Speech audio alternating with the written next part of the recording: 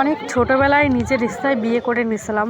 বিয়ের পরে 3 বছর অবধি যখন কনসিভ করতে পারিনি, পাড়ার লোক যে আমারে কত রকম কথা শোনাইছে, সেই দিনগুলো মনে পড়লে আজও চোখ দিয়ে জল চলে আসে।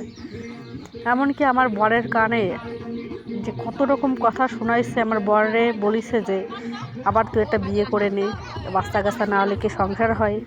যাই হোক, আজকালকার যে দিনগুলো 3 বছর কেন 5 বছর পরে মানুষ বাচ্চা নিচ্ছে, কিন্তু কেউ কেউ কোনো কিছু বলতেছে না, বাচ্চা কাচ্চা না হলেও বলতেছে না, ঠিক আছে।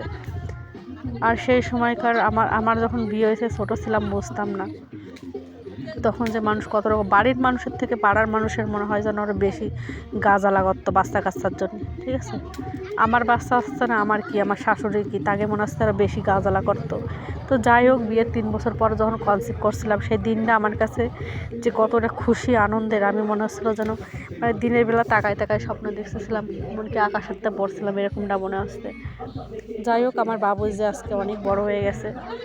আর একটা বাচ্চা হওয়ার পরে যে কষ্ট, অনেক অনেক কষ্ট করতে হয়। একটা সি সেকশনে একটা বেবি হওয়া মানে কতটা কষ্টের। আর এই শীতের সময়, পৌষ মাসে আমার ছেলে পৌষের 2 তারিখে হয়েছিল, ওই সময় যে কত ঠান্ডা, কি বলবো। রাত্রেবেলা যখন বাবু ঘুমাতো না, বসে বসে পিঠ মনে হচ্ছে যেন ঠান্ডায় পুড়ে যাচ্ছে, এরকম মনে হতো। কিন্তু তবু ওর মুখের দিক তাকালে মনে হচ্ছে সব কষ্ট দূর হয়ে যেত। যাই হোক, আজকে ওর খুশির জন্যই দেখো, এই যে এই বছর বার্থডের কোনো মানে ইচ্ছা ছিল না।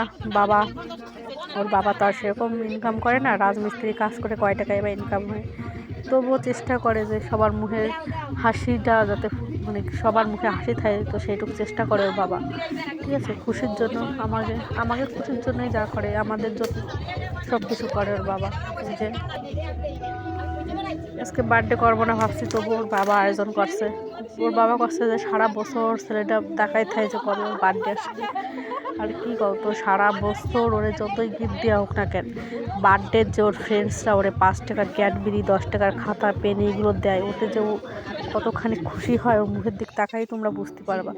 তো সবাই ওরে আশীর্বাদ করতেছে, যে কেক কাটার আগে আশীর্বাদ করে নিল। তোমরা ওরে আশীর্বাদ করো যেন ও মানুষের মতো মানুষ হয়, ওর অনেক বড় মনের মানুষ হয়, ও যেন সারা জীবন সুস্থ সবলভাবে বাঁচে থাকতে পারে।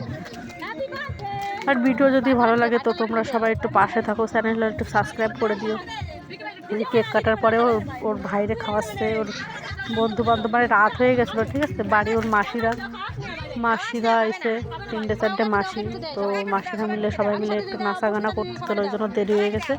পাড়ার বাচ্চারা, মানে এত শীতের ঠান্ডার সময় গ্রামের মধ্যে সব তাড়াতাড়ি ঘুমায় পড়ে, ওই জন্য পাড়ার বাচ্চারাও তো আসতে পারে নাই।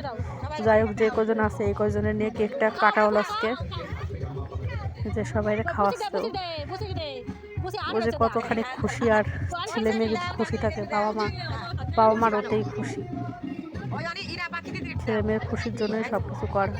আর এই যে কেকের ক্রিম খাওয়ার জন্য আমার ছেলেটা ব্যস্ত, দেখো ওর বার্থডে ওই একা একা খাচ্ছে। এই যে ক্রিম খাওয়ার জন্য পাগল হয়ে গেছে। 1 বছর হয়ে গেছে। তারপরে এই যে ওর খাবার দাবারে পালা, এইভাবে ওরা সাজায় খাবার দিলি, ও তো কিছুই খাবে না এর মধ্যে, তবু ওরা এইভাবে সাজায় খাবার দিতে হবে। অনেক কিছুই রান্না করছিলাম ওর জন্য, চাটনি ওইগুলো দেওয়া হয় না, পাঁপড় চাটনি, কারণ ওইগুলো খাবেও না। আর এই যেগুলো দিছি এইগুলোও খাবে না, ভাজা টাজা কিচ্ছু খাবে না। এর মধ্যে গলদা চিংড়ি আছে, তো ওইটার দিকেই ওর নজর। তো তাই জন্য বললাম, দিদি আর তুমি একসাথে খাও, কারণ তুমিও তো খাবা না, আর দিদিরও দেখো ওই যে চিংড়ির দিকেই নজর। যাই হোক, 2 ভাই বোনে খাচ্ছে। তো আজকের মতো এই পর্যন্ত, টাটা।